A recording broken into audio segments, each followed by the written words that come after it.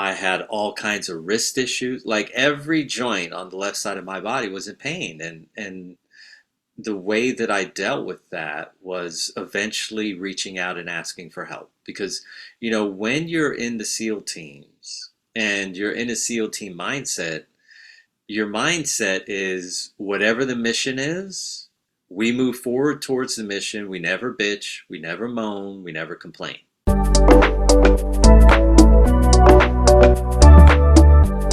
Hello, everyone. I am Claudio Murgan, the host of the Speech Inspire podcast. Welcome back to a new episode.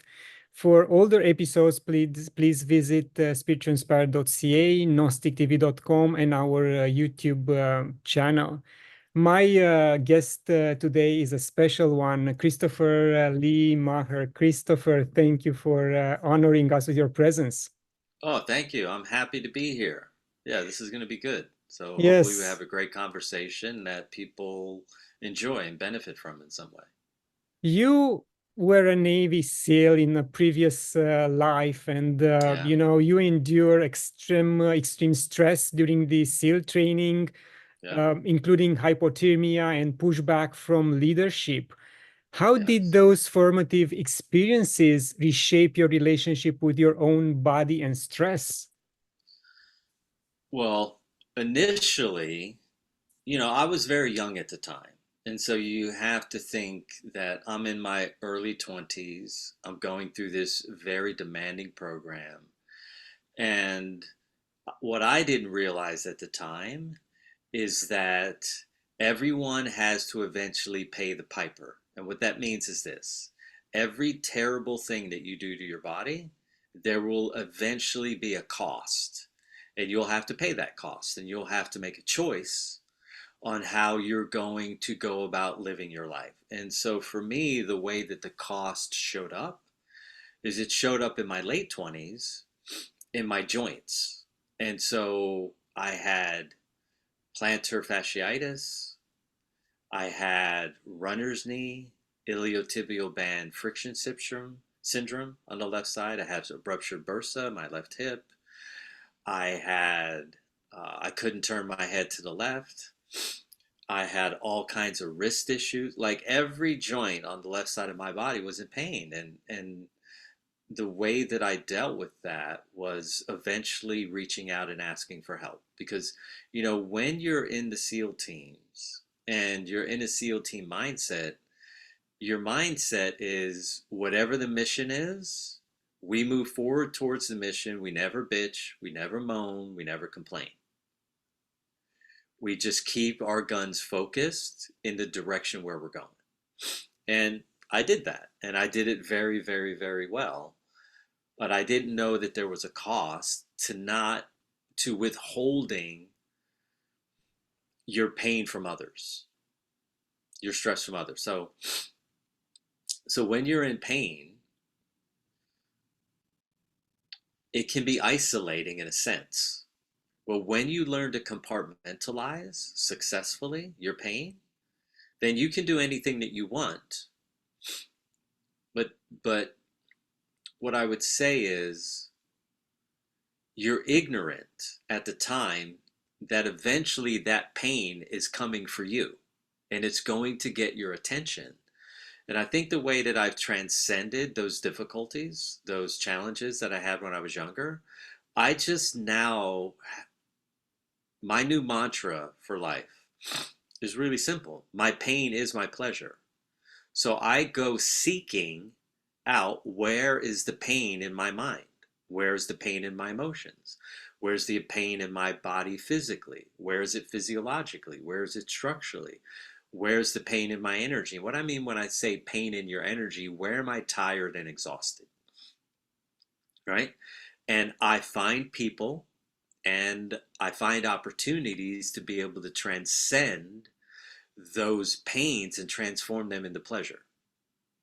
Interesting. And of course, at that young age, no one will tell you that the result of going through this strenuous training program might result in personal injuries, even if you are not injured in the fight, in the war, wherever you are being shipped to.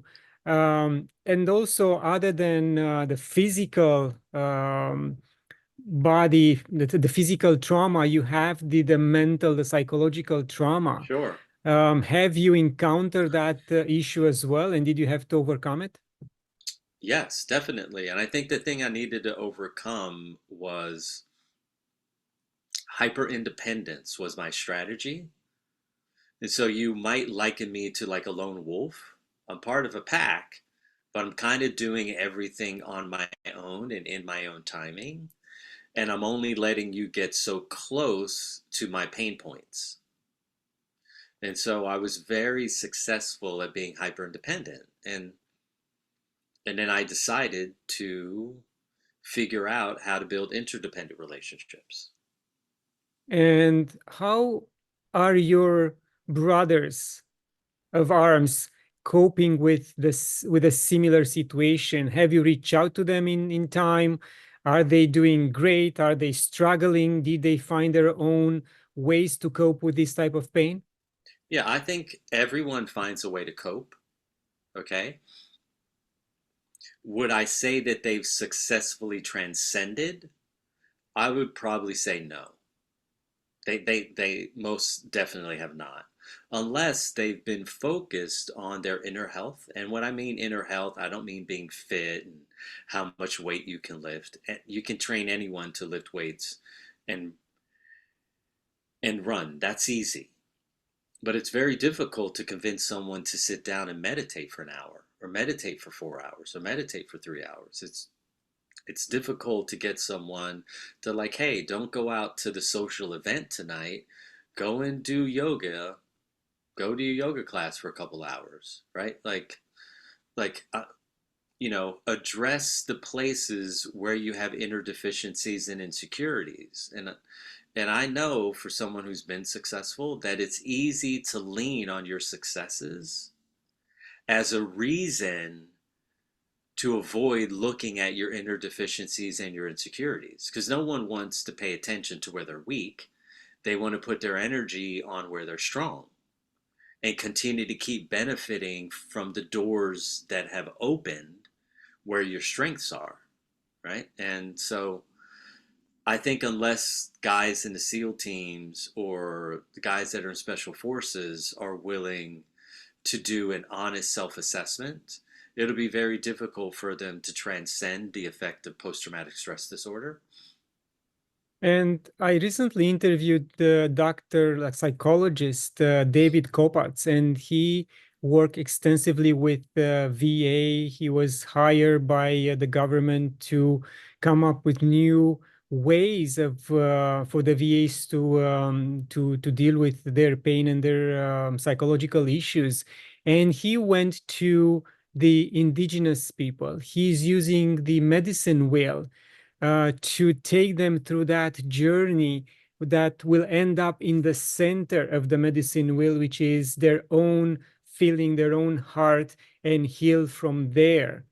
And I would like to know if you had the chance to work with existing combatants, existing Navy SEALs, and kind of prepare them mentally for what the outcome of their stage in the army will look like. And when they get out, at least they have that preparation, mental preparation, some physical, and they won't be left alone and unattended. Yeah, I mean, for me, the answer to that is no, that hasn't happened. What has happened is I've worked with guys in the SEAL teams who are out of the SEAL teams and are well aware of their limitations. And they sought me out and I gave them help. Interesting. So I think what's missing um, for guys in the military is it's like you said earlier, when you're young, no one's telling you that there are going to be these negative effects. And even if they did tell you that, you probably would still do what you're going to do anyway because you're like 18, you're 19, you're 20 years old. You're going to investigate reality according to your own desires, your own wants, your own needs, right? Your own ambitions. And no one wants to hear when they're 19 and they want to be a professional soccer player, that, hey, you're going to end up with a lot of arthritis in your ankles and your knees and your hips. And by the time you're 50, you're probably not going to feel very good at all. And you're going to spend a lot of time in physical therapy. Well, when you're 18, you're 19 to 17 to 16 years old, is that the story you want to hear? And I would probably say no. So I think what happens is a lot of guys and women find their way towards wellness once pain has caught up to them. Once they realize that, whoa, I'm kind of restricted here. I'm either restricted psychologically, I'm either restricted analytically, I'm restricted emotionally. I mean, emotionally, I suffer from anxiety, right? Mentally, I suffer from fear. Physically, I suffer from pain and dis-ease or disease. And energetically, I suffer from loneliness or separation from my purpose, right? And when people have this, or until they have that, most people are just going to keep moving forward at the pace that they're moving. And so I think the greatest thing that can happen to someone is they can run into a wall really early that produces a significant amount of pain points, and they can find the courage inside of themselves to invite people in to help them transcend those pain points. Yes. And another way of addressing this type of physical and psychological trauma is what another guest of mine, Matt Pfluger, mentioned. He was able to sit twice in a psilocybin ceremony with Navy SEALs. And he said one guy came fresh out of the war zone. He was like an Yeah, old oak tree, like huge, huge guy, and by the end of the ceremony, he was crying like a baby because yeah, all that trauma was triggered and it was coming out of him. Have you yeah. witnessed anything like this? Yeah, I mean, every day, I'm making people cry with the work that I'm doing to them. But I don't do anything drug related because I'm very well aware that I can help them achieve that state without chemical intervention. Because whenever you do chemicals, there's always a cost. So let's say he let go of those baseline negative emotions, but in order to do that, he gave up a healthy part of his brain. Now, was it worth the risk and probably in the end for him for where he was at emotionally? Sure. But for me, I'm unwilling to pay the cost. And so I have figured out natural ways that allow us to achieve these same exact states that your friend witnessed, that will allow them to discharge the excessive negative emotions that are clogging up their system and causing them to experience frustration, agitation, irritation, anger, anxiety, fear, self-righteous, and loneliness. And there's a way to do that that I feel is more beneficial in the end. Yes. And nothing to take away from what you are doing because you are doing Yeah. beautiful work, but just to specify for those who are listening, psilocybin is natural, is not a chemical, and is being studied right now in multiple laboratories and by doctors and hospitals, by doctors all over the world. So it's done under medical supervision. Yes, some of these guys, they did it in the ceremony with medical supervision because it was determined that PTSD will be released or dealt with in a much more easier way after 2 or 3 sessions. Yeah, and the thing about this is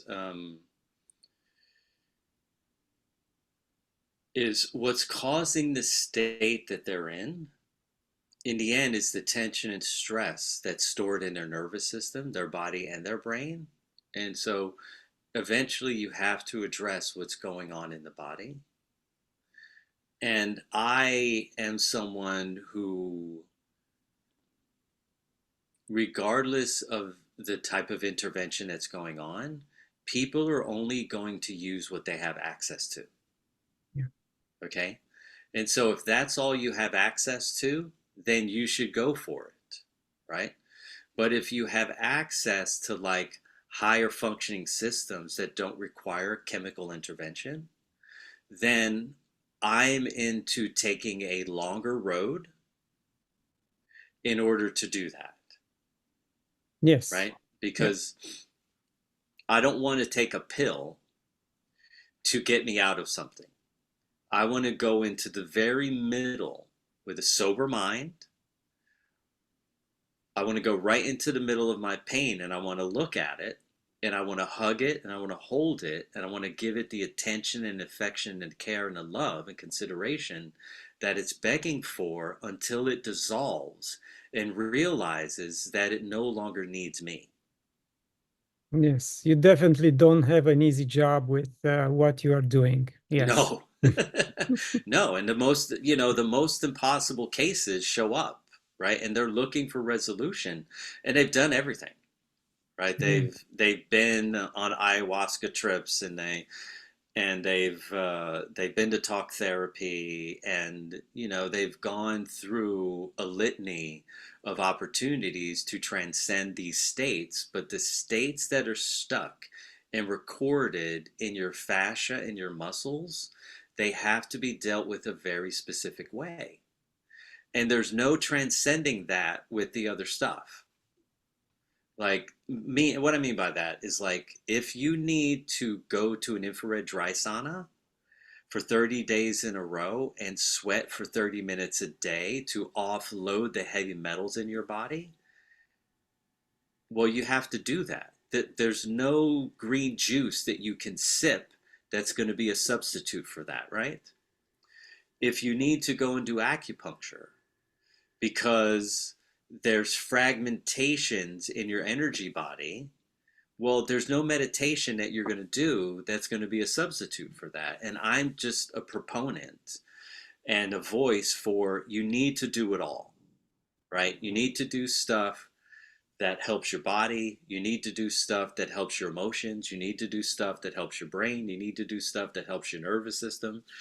And if you're lucky enough to find someone who understands the implicate order of true transformation, you can do all of this in a very systematic fashion that will produce produce a repeatable, verifiable result every single time. And so I look at transformation quite like you do as a science.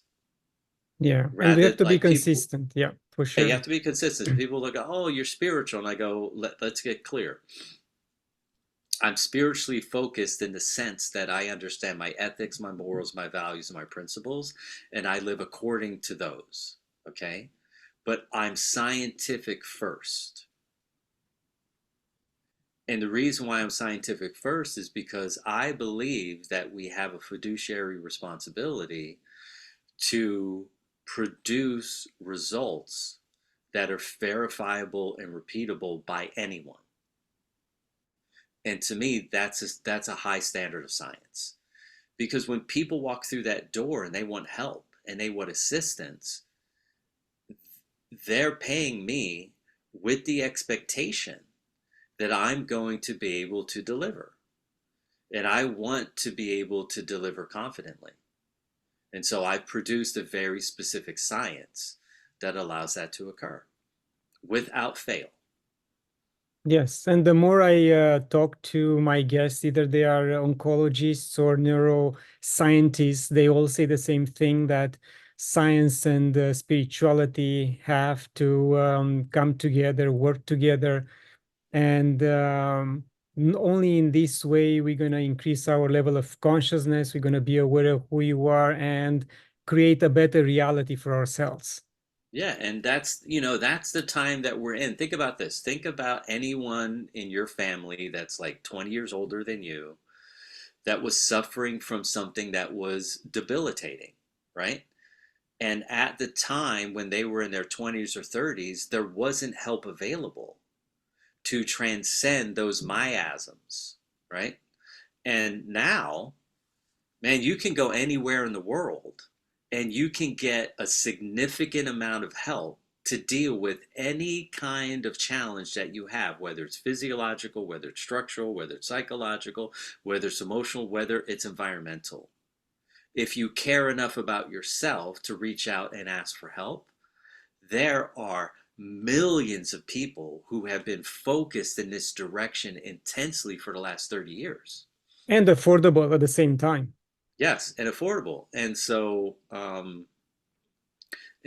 I am happy where we're at in society that this is available now. Like, look, you're taking the time out of your day to produce a podcast because you believe enough in humanity and you want enough for humanity to transcend the limitations of oppression, of suppression, of violence, of anxiety, of fear, so that we can come together as a more cohesive, global, unified family to create a great place for kids to come to, well, for newborns to land in, right? When I was born, it was literally, I came out of the womb, wham, I got slapped, right? They cut off my foreskin without my permission, right? Didn't ask me. And then the next day, they broke my legs at mid thigh. So, do you think that any newborn in the world really wants to sign up for that their first 2 days? Or they'd like to spend their first few months just connecting with their mom and their dad, feeling safe, feeling loved, feeling cared for, feeling considered, rather than slapped, cut, and broken, right? And so my entrance into this planet gave me a very unique perspective, right? It gave me a very unique journey. And it gave me the inspiration to be able to overcome the limitations of those first 3 days that the medical system pressed upon me without asking my explicit permission. And I know that the first part of that process, not the slapping, sorry, the foreskin, cutting the foreskin could create, and it is a fact that it creates trauma into a baby. For But sure. the next part with the broken legs, was that part of a, I don't know, cult, or if I may ask, or Yeah, a well, I mean, ritual? I was born bow-legged, right? And my mother considered it to be extremely bow-legged, and she hounded the doctors until they agreed to break my legs and reset them with cast because she didn't want me walking around severely bow-legged. Mhm. And I get it, but at the same time, um, it was violent. And is this trauma something that you dealt with in the past, and you put it behind you? Yeah, for sure. I had to deal with it, right? Once it's in the body, that memory sits there. And once it's recorded, it is flooded out into your structural body continuously, all the time. And until you interfere with that pattern, and I luckily created a successful pattern interrupt, I got to straighten my legs from the inside, but the muscles and the fascia and the ligaments and the tendons, they were all highly stressed from that operation. They never thought for the second, like, oh, well, what if we just massaged his glutes or we massaged his hamstrings? Would that take enough stress off the bones that they would be able to straighten? Right? They went for this really sort of archaic way of interfering with the bow-leggedness that I was born with. The process you suggested, it wasn't fast. They needed immediate results, something they knew at the time. Maybe what you suggesting about the massage, they're not aware of. And they wanted, No, not at again, all. fast, fast, fast. They didn't have the patience to go through that process with a Yeah, newborn, exactly at the moment when the newborn needs more attention. yeah. So what I needed at that time was affection, love, care, and consideration, and what I got was impatience. Yeah. and really sort of like it put me in me emotionally it was a very debilitating state. Because at that point, after that happens, who can you honestly trust? Right. Yeah. And this is within the first 2 days of my reality here. And so it started out sort of like, whoa, this juxtaposition, this is a little too extreme. And then I had to figure out how was I going to find myself. And SEAL training and the SEAL teams gave me the discipline and helped me give me the tools to address my ambitions. And so I'm grateful for that. And it was all to my benefit in the end because all of that inspired me to create True Body Intelligence. And without any of those interferences, maybe you and I aren't even sitting here on a call, right? Yeah. So we have we're in a position where we can be retrospective in our thought process, and it's easy to analyze and look back from the position that we're in. But man, these kids that are born today, if you have a parent who's focused on holistic care, they have a completely different journey than I had. And I'm happy for these kids.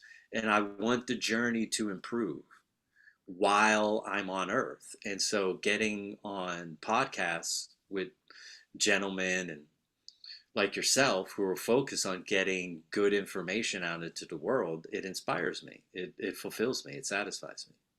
Thank you. Christopher, you are the one who coined the term trauma, which is the combination of the words stress and trauma. How do you uniquely identify and reverse trauma in your clients' bodies and minds? Yeah, well, strama is stress plus time that eventually turns into trauma. And so there wasn't a word in the dictionary that defined what my experience was, right? Now, a lot of people, they get in a car accident, right? And so they have blunt force trauma, and that can account for all the pain that they have in their body. But me, I was feeling great on Monday, and then suddenly on Wednesday, I was feeling terrible. And this didn't make any sense to me until I started to reverse engineer how I got into the position of pain. On Monday, I was in pleasure. On Wednesday, I'm in pure pain. This doesn't make any sense to me. And so once I reverse engineered it, I realized in order for me to explain it to people, I had to have a term because I think more people suffer from trauma than they do blunt force trauma. If we could consider, we say blunt force trauma would be a car accident. Blunt force trauma, they fall down the steps and they hit their head. Blunt force trauma, they're swinging a baseball bat and they get hit in the arm. Blunt force trauma, they're playing soccer and a guy comes along and kicks them and breaks their lower leg, right? But most humans don't have those experiences. And yet they still suffer in the same way that the people who have had debilitating traumas in their childhood do. Well, if they do, there has to be a reason why that's happening. And what it means is that stress that's unresolved over a long or short period of time will eventually transform into a traumatic state of expression. And so I've developed a system, True Body Intelligence, in order to deal with both, in order to deal with childhood trauma, blunt force trauma, but also strama, stress that's unresolved over short or long period of time that manifest as some state of dis-ease. And an easy example of that would be I sit at a computer all day and I work for a Fortune 500 company that requires, they pay me a healthy salary and they require me to be there, 55 to 60 plus hours a week. And I have a family now and I want to maintain my job. And so now I'm willing to overgive and overdo, meaning I'm willing to sit inside that chair longer than I should. And I do that for 25 years very successfully. My life is moving along. The kids are great. Wife is good. Our family life is awesome. We live in a place that we want. And then I bend over to tie my shoes on my 26th year on the first day of work. And suddenly one of my discs in my low back pops out of place. And now I'm on my back in a debilitated state for 2 or 3 months. And then I have a failed back surgery, and now I'm stuck in a wheelchair the rest of my life. And the question is, could all of that been avoided? And the answer is absolutely yes. Are humans, are our brothers and sisters suffering needlessly, structurally, and physiologically? And the answer is absolutely yes. And the reason is because in every 24-hour period that goes by, they accumulate more stress than they remove. So if you accumulated, let's equate it to pounds. If you accumulated 2 pounds of stress in a 24-hour period, but your sleep was insufficient and you only got rid of 1.5 pounds, well, the next day you've got 2.5 pounds. You get rid of 1.5 pounds, right? You just now do that over 6 years, okay? And you can see that the stress will eventually transform into stroma. Yeah. And then that stroma will eventually turn into some debilitating state of dis-ease if you're traditional or oriental in terms of your alignment to medicine, or disease if you're allopathically focused. And the question is, can we create a successful pattern interrupting and teach you the tools that you could apply on a daily basis to ever avoid being in a traumatic state of expression? And the answer is absolutely yes. Yes, and Christopher, you mentioned your program True Body Intelligence. Can you go deeper into it and mention some of the components and how do you work with the clients? Yeah, I mean, the purpose of True Body Intelligence is to create a truly intelligent body. So let's say someone's teeth are falling out. Do they have an intelligent mouth or do they have an unintelligent mouth? They have an unintelligent mouth. If someone is suffering from debilitating headaches, do they have a intelligent brain or a dumb brain? No, their brain is dumb. Okay. Do they are they suffering from swollen ankles and knee pain, and like whatever you're suffering from, it's telling us where your body's lacking intelligence. So what I mean by that is consistent, persistent electrical charge. If I have consistent, persistent electrical charge to every part of my body, from my brain, through my nervous system, into my sense, my systemic, and my structural organs. By structural organs, I mean muscles, bones, tendons, ligaments, and fascia. If I'm able to have that, do you think that I have a life that's pleasurable and pain-free, exciting, fearless, confident? My behavior is righteous, and my love for myself and others is abundant? Yes. But if I have a limited amount of electrical charge going from my brain through my nervous system into my muscles, my systemic organs, or my sense organs, I have struggle. And so the purpose of True Body Intelligence is to help people raise their TBQ, right?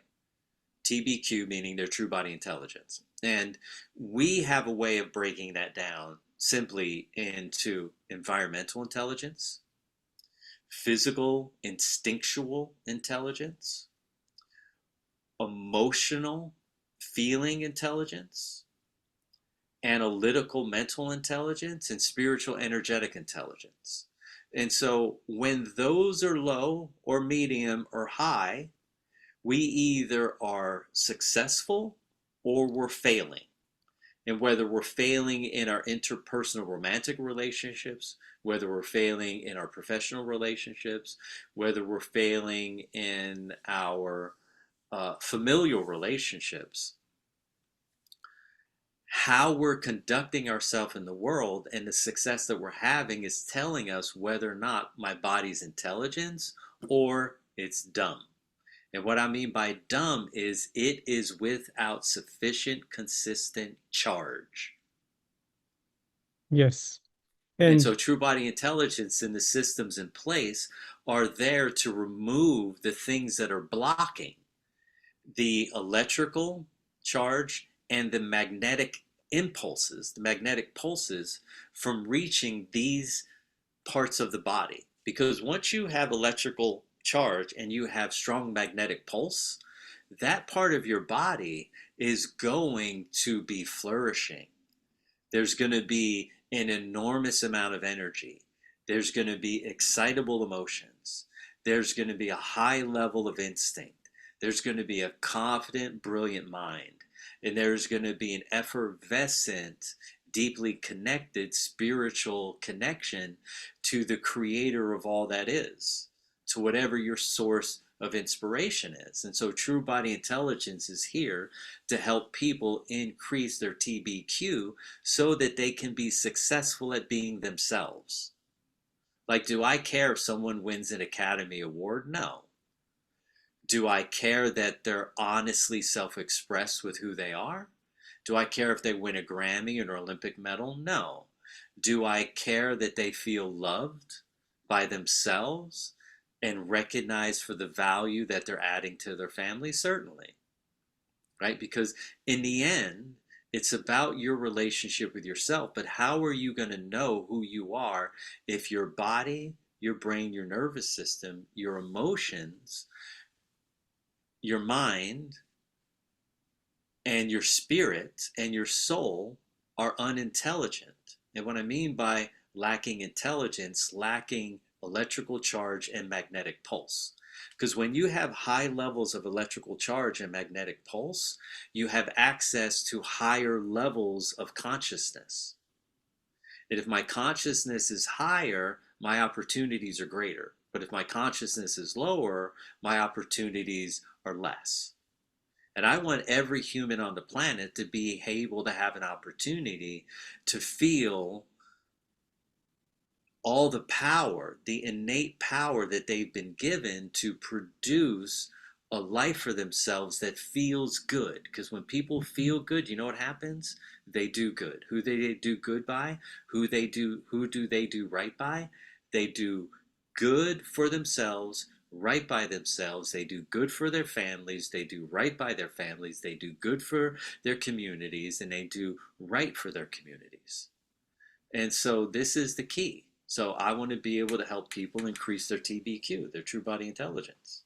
beautiful. And to give people a more relatable example in what the lack means in their body, when we tell them to do breath work, they say, "Oh, I'm lightheaded." That tells them that they don't have enough blood flowing through their brain. So they might Yes. not understand the electrical charge, lacking of the electrical charge in their body. But this lightheaded example, I think, will make them resonate with what you're saying. Yeah, and you're absolutely correct. Like when you start to remove stagnation or blockages out of your breath, out of your body, out of your nervous system, out of your emotions, out of your mind, you're going to get into a moment where suddenly you feel insecure because you have to feel where you are insecure. And what I mean by that is where you're without connection to yourself. And so the lightheadedness is a great example, right? And they might feel lightheadedness, they might feel shortness of breath, they might feel weak. They might feel really tired. The key is you've got to go through the center of that storm to be able to get on the other side. And if you have good guides and good teachers and good coaches around you that are patient and loving and caring, they will help you get through the places where you are insecure and without footing. And what I mean without footing is where you're lacking intelligence. And that's all we want to do. We want to keep increasing your intelligence physically, mentally, emotionally, spiritually, and environmentally. Yes, we If have we to could, push through. yeah, we And have to push through. yeah. And in fact, last night I was listening to a 77-year-old lady who always was afraid, or and not necessarily afraid, uncomfortable walking barefoot on the grass. And suddenly, she was pushed by her husband, said, please take your socks off and just walk on the grass. And of course, she felt uncomfortable for the 5, 10 minutes. But by the end of a session of like walking session of 20 minutes, she felt happy. She couldn't believe that what she missed for so many years. And I hope that this will be the first barrier she broke down in many she has to succeed on, because even at this age, and that gives us an example that we are never too old to try new things. Yeah, and the benefit of that is of your story is that everyone can go outside and walk, even if like maybe you're not into grass, just go walk at the beach. Right, spend 15, 20 minutes in your bare feet, because what's very interesting is that on the surface of the earth there's a bed of electrons. And on the bottom of each of your foot, you have an acupuncture point called kidney 1, is called bubbling spring. And the point of that point being on the bottom of your foot is to bring the electrons that are on the surface of the earth into your nervous system, right, through the electromagnetic channels, to get up towards your brain to make you feel a feeling called happiness. So, wow, that's a very profound story, and it matches up with my research. Exactly. So, perfect. Thank you. Yeah. Christopher, I had Dr. Bruce Limpton on this podcast, and we talk extensively about DNA, extensive strands of DNA, which everyone else think they are junk. Also talk to other people who are doing Akashic records readings and deal with DNA. And I know that you also bring forward this aspect in your work. Yes. How do you activate the additional strands of DNA? How many have you been able to activate in your clients? And are these additional ones just at an energetic level or physical level? Yeah. So when you look at the human body, we start talking about the DNA, we have to understand that we're on a third dimensional plane of existence. And for the most part, most humans, their first, second, and third strands of DNA are pretty much intact. And their seventh, eighth, and ninth are pretty much intact. And where the fragmentations begin is on the fourth strand of DNA. Okay. And so, what someone needs to do in order to activate those strands of DNA, they have to be able to give their body, their brain, and their nervous system specific instructions, which would sound like this: body, brain, nervous system, locate, activate, stimulate, and turn on all the divine dormant forms of intelligence, light, frequency, vibration, presence, and consciousness embedded within all 12 strands of DNA inside each and every single cell within this human body. And if they could go through that, and they could say that 36 times in a row while sitting in an infrared dry sauna with a foot bath at the bottom of the sauna, looking at a candle, and inside the foot bath is water and sea salt, they would be able to successfully begin to start informing their nervous system to locate the fragmentations and to repair those fragmentations inside each and every single cell. Now, I would start out initially doing what I just told you 9 times in a row. After you've done that for a week, do it 36 times in a row for a month. okay? And then move up to 64 times in a row for a month, and then move up to 144 times. And then once you've done that again and again and again and again and again and again, your body, brain, and nervous system are going to locate these divine dormant forms of intelligence that are embedded within every single strand of DNA inside of your body. So what they would call junk DNA is any bit of DNA that's lying there without purpose. And so if you don't give them purpose, they will still stay without purpose. And so every human has been given the right to use intention as a driver, but also as a stimulus for activating all of the divine dormant forms of intelligence that exist within every single strand of DNA inside the human body. But you have to be able to give yourself that instruction. So it sounds like this: body, brain, nervous system, locate, activate, stimulate, and turn on all divine dormant forms of intelligence, energy, frequency, vibration, love, light, presence, and consciousness embedded within all 12 strands of DNA inside each and every single cell within this human body. That's the key.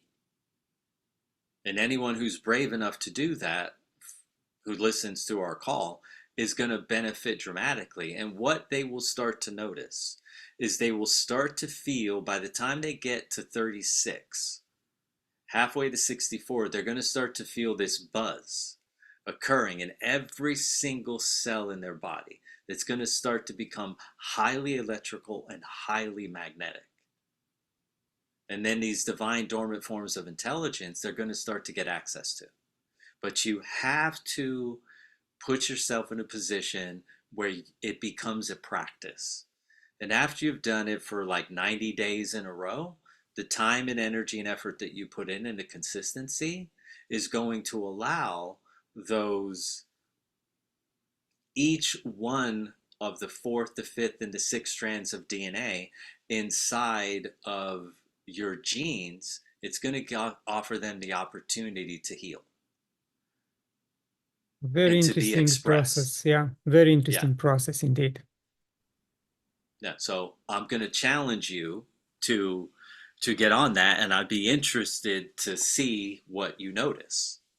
And once again, just to clarify, can I do it without a sauna, or has to be Yeah. done? You can do it Okay. without a sauna. You can do it. I'd say, look, if you're going to do it without a sauna, just put your feet inside of a bucket with, tepid water and some sea salt, and put a candle on the other side of the room, right? Put your fingertips together like this, okay? So you're activating all of the spiritual systems inside of you simultaneously, and then go through that process. And by the end, I promise you, you're going to be feeling so good. You're going to be like, I can't believe I feel this. This is what? How could I be feeling this good? Because you're accessing those divine dormant, and dormant means the ones that are asleep. So junk DNA could be defined as DNA that's asleep. And what we want to do is we want to wake that DNA up. But you can't wake that DNA up without a specific intent. Without intention, you can never change anything. And so after you have intent, you have to have practice. Yes, I accept the challenge. Give me some Okay, time great. because I get challenges from other guests as well, so I have to go through their exercises, Yeah. and I cannot fill my day with only with spirituality. I have to do some menial tasks as well. Yeah. And the good thing about this is you're just talking about a few minutes, right?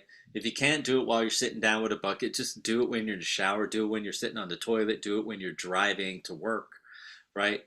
And once you understand the language, and again, I'll give it to everyone one more time: body, brain, nervous system. And if you say each one of those really slowly, energetically, you will feel what happens. So, what I want you to do, I want everybody to close their eyes and just say body and see how your body responds energetically. And then say brain and then feel how your brain responds energetically, and then say nervous system, nervous system. Now, when I say body, brain, nervous system, I'm turning those on immediately. Now they're awake. Do, do, do, do. All three. Do, do, do. They wake up. Body, brain, nervous system. Locate, activate, stimulate, and turn on all divine dormant forms of divine intelligence, energy, frequency, vibration, light, love, consciousness, and presence embedded within all 12 strands of DNA inside of each and every single cell within this human body. And if I can do that repeatedly, now you can say that as fast as you want, right? Usually within 10 minutes, I can say that 64 times. Because I'm like, it's like, boom, boom. Yep. And so the speed at which you say it doesn't matter. But it's what matters most is the amount of times that you say it. And whether you believe it or not, it doesn't matter. It still works. It doesn't require belief because it is a natural part of our system. I don't have to believe in gravity. Gravity's still there, whether I like it or not. So if I jump off the roof, I'm not going to be floating towards the moon. I'm going to be crashing down towards the sand in front of my house.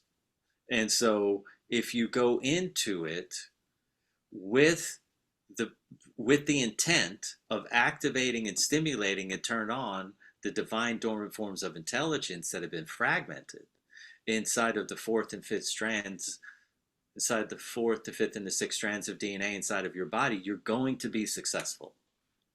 Okay. Thank you. I'll try Repetition it is the key. and Don't get back try, to you. Yeah. do. Don't do. Don't try, do. Yes, I'll do it. Sorry. Yeah. Okay, Yeah. cool. Thank you. Christopher, you describe crystalline templates and grids as portals for accession. Can you share a Yes. real-world example of how someone used this to shift their stress patterns or energy? Yeah, usually, here's what I would say to that. When you're stressed, okay, and so let's just go low level stress, medium level stress, high stress, and we're talking about someone, let's just pick, let's say the average person lives until they're what, like, whether it's male or female, until they're 77. So let's say the average caller on the call listener is 40, okay? So that means the average caller on the call right now has 40 years of unresolved stress, tension, distortion, strama, and trauma circulating in their body right now, right? Well, as you lessen, right, as you reduce those loads, if you reduce those loads by 50%, you're going to get access to higher states of function, higher states of intelligence, higher states of behavior, higher states of interpersonal romantic relating. And as you increase, right, you're going to get access to, you're going to get opportunities from spirit, from the universe, to experience things that are outside of the norm. So let me give you a contextual example. So as I got into this work, it was probably my third year of really focused on reducing my stress, my tension, my distortion, and my toxic loads that were living in my body. Once I reached that state, I was laying in my bed with a friend of mine. We're just hanging out and we're talking. And suddenly, from the bottom of my bed, a portal opened up like a diamond. And there's a white diamond at the bottom of my bed. And I'm saying to my friend, look at the diamond at the bottom of my bed. And she's going to me like, oh my God, you're always making this stuff up. And I'm like, no, it's like it's at the bottom of the bed. I can see it. And she refused to look. And then suddenly this light came out of that diamond, out of that portal, and went directly into my forehead. And I started, convulsing, shaking as it's coming in. And she's like slapping me, stop it already. You're such a clown. right? And then as soon as it stopped, it went back in and went, and it closed. She turned around. And I was like, and at that point, I understood two things. One, she had never done the work that I had done in order to achieve that elevated state of consciousness. And so she wasn't privy to that experience because she hadn't done the work. And two, I received that gift of light into my third eye so that I could do the work at a deeper spiritual level. Well, if I hadn't done all the work that I did, I would have never even had that experience. And so the only thing that I was doing was detoxing, de-distorting, detensing, and de-stressing my body, my brain, and my nervous system. The end result of that was a profound spiritual experience that most of humanity will never have because they will never be willing to put in that time of energy, effort, and work. But I promise you, anyone who's listening on the call, if you de-stress, detense, de-distort, and detox, your core vibration is going to raise up. It's going to get higher. And as it gets higher, different portals of consciousness are going to be available to you. Yes, And I then can you also will be vouch for that type of rewarded. approach. Yeah. Yeah, yeah, yeah. You will be extremely rewarded. And then once you have an experience like that, let's say you only have one, it motivates you, it inspires you. It's like, whoa, I am having this extraordinary life. And I've shared it with my friends. None of them have had those experiences.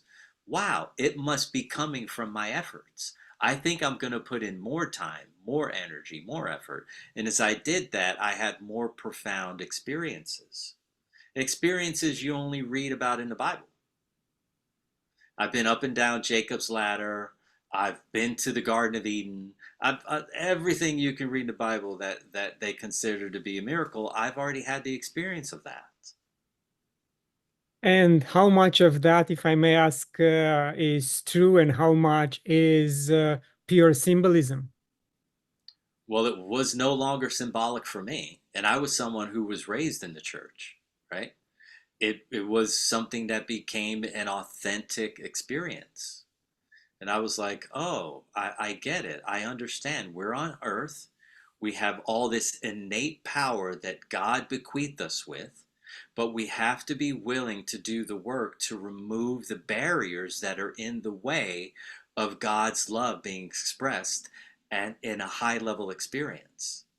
And I'm just the person that's willing to take the long route and put the time, energy, and effort in because I want to know God's love at the greatest measure while I'm in a human body. Yeah. And I And don't want to use any drugs, whether they're supervised or unsupervised, in order to get there. Because I know there's a way to be able to do it simply. And if all I got to do is reduce my tension, my distortion, my stress, and my toxicity in my body, and I can live a really powerful life, that's what I'm going to devote my life to. yes, and switching the subject a little bit, now that you had such beautiful spiritual experiences while coming from a military background, do you see what's going on in the world as a spiritual battle, or what's your perception of that? Yeah, my perception of that is this, and it's pretty simple. All the people who are on the left that are doing all the deep spiritual work that they're doing on themselves, all of that is also being transferred to the collective mind and the collective will of the planet. And so as I raise up and you raise up, all tides rise together, right? Right? As the tide rises, all the boats in the water, they rise with it. And so the thing is, as you get brighter, as I get brighter, as your listeners get brighter, the darkness, the shadow, it begins to get exposed. And so we get to see what's been hidden from us all along because these things were going on for the Greeks thousands of years ago. These things were going on for the Romans 1,000 years ago. Same situation, same story. but people weren't privy to who or what levels of darkness or shadow are causing this to happen. And the reality is, what we've created as a collective family, we have to discreate. And so these shadows that are in front of us, at least we get to see them now. And we know where they're coming from. Imagine being in World War One and all the information that you got was from radio broadcast or what you read in a paper. Yeah. Like right now, we can get a broadcast of someone who's in the mountains of Ukraine taking a video with their phone and they can post it and we can see it for ourselves. So my feeling is, as you and I choose to brighten the world, the shadows will come screaming to the surface that we're looking at right now. And it is part of the evolution of mankind. We have to evolve beyond suppression. We have to evolve beyond oppression. We have to evolve beyond fear. We have to evolve beyond hate. Like anyone who feels entitled to send bombs and kill women and children, you have to understand the position that they're coming from. And you have to look at them and go, wow, I get to see that you are very separated from divine love. And all I can do is access as much divine love as possible inside of me. So, in hopes that one day you'll take accountability for your actions. And if it doesn't happen until you're on your deathbed, who cares? Because the soul, every soul on the planet is fearless. The soul is willing to experience everything. Does your soul care if you're blind? No. Does your soul care if you have one arm and two legs? No. Does your soul care if you have no legs? No. Does your soul care if you can't hear? No, it doesn't, because the soul, the personality cares, but the soul doesn't, because the soul is willing to experience anything and everything necessary in order for evolution to occur. Yeah. The soul Yeah, is untouchable pretty much. it's untouchable. And it's not going to participate. Like, your soul is going to exit your body if you're going to choose to do something that's debilitating to it. It's not going to participate, but it's patient, it's been around forever, and it's willing to observe and give you as much love as possible to your personality and as much encouragement for you to continue to evolve beyond your own limitations. Because everyone's responsible at some level for everything that's going on. For every woman that gets raped, everyone's responsible. For every child that is aborted, everyone's responsible. For every hospital that's destroyed in Hamas, everyone's responsible. For every bomb that hits a village and kills innocent people, we're all responsible because we're all connected. And so, can I sit in this seat and take a position of judgment over someone else while I'm participating in this collective experience with everyone? The answer is absolutely not. But what I can do is I can be judicious with how I spend my time, my energy, my thoughts, my feelings, my instincts, and my emotions, and my intelligence. I can do that. And I can orientate those towards love, forgiveness, acceptance, and understanding. And if I can do that successfully, often enough, I can become a greater light and a greater presence to create more positive change in the world. And that's what I'm interested in, and that's what people like me and you are doing, and your listeners are doing. Yeah. We're A looking very under every rock and every fallen tree in the woods to see if we can find a little more light, a little more love, a little more inspiration to benefit ourselves and our sphere of influence that we impact on a daily, a weekly, a monthly, and a daily and a yearly basis.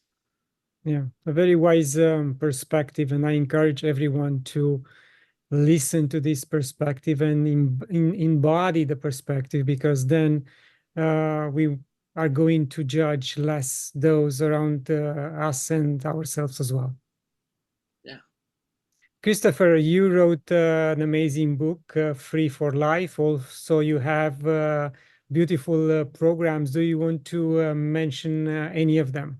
Yeah, sure. The book is called Free for Life, a U.S. Navy SEAL's path to inner freedom and outer peace. And what I mean by that is if I'm free on the inside, I'm at peace with everything on the outside, right? Do I like what's occurring in the world? Would I love for it to be different? Yes. But am I at peace with what is occurring? The answer is yes. Because I know that everyone needs to go through what they need to go through as an individual, as a family, as a community, as a culture, as a nation, as a globe. And we're all part of this together. But what the book is about is understanding that you can get free from the limitations that have been passed on to you from your environment and epigenetically and genetically so that you can express and embody as much love as humanly possible. And there's a way to do that successfully. Yeah, beautiful. And I would like to ask you, what's your perception of God? My perception of God. Well, I typically avoid using the word God because God has been projected onto with so many falsities. And so when I say God, what I mean is divine, universal, supreme, prime creation. Okay? Because you are a creator and I'm a creator. Our pets are creators. Pets have children, right? Fish have children, birds have children, trees have children, right? So everything is an expression of co-creation. And so when I talk about divine, universal, supreme, prime creation, or what other people would call God, I'm speaking to the original chrysalis and the purpose for creation. Okay. And so when I think of God, I'm never thinking of rules and regulations and policies. And no, I'm thinking of a being that is had an intent to create uh, for the purpose of understanding the limitations of creation. And so right now we're in the middle of experiencing the the benefits of creation and the detriments of being a creator, right? Because if, let's say, I was Putin, for instance, right? And I was like, my version of creation is I put my foot on the side of your neck if you try to mess with my people and tell us what to do. Well, that's his version of creation. And his sphere of influence is enormous. Because his spheres of influence is enormous, he has a huge impact on the world, right? President Trump, he's the president of the United States. His position gives him leverage to be able to create impact to all the other creators, right? So we're all little creators. Well, in order for me to create, I had to learn creation from somewhere else. And so creating is the natural state of function. And I believe that the purpose of creation is to know love at its greatest measure. And the easiest way to know love and light and presence at its greatest measure is to become absent of them. And in the process of becoming absent of them, when I get more light and more love and more presence, it increases my gratitude for life in of itself. Yeah. It increases my gratitude for the ocean, for the wind, for the moon, for the clouds, for the sun, for the rain, for all the essential elements that make up life. Yes, indeed. Christopher, it's been a lovely discussion, very enriching. Any final words? Yeah, when you feel good, you do good. So Do everything you can every day to feel good. And if you're feeling bad, then tell someone and let them know that you're not feeling good so that you can get some love, some affection, some connection, and some consideration. And you can transcend that and move back into some good feelings that will impact every person in your life and every being who's in your sphere of influence, whether that's a gerbil or a cat or a dog. Some people have horses. Everyone is affected by the way that you feel. So do everything you can to feel good. Perfect. Thank you very much for your You're welcome. wise words and for everything you are doing in the world. Thank you very much. Thank you. Thank you. And to my viewers, thank you for watching. Share it, leave a comment, visit the links I mentioned at the beginning of the interview. And until next time, love and gratitude.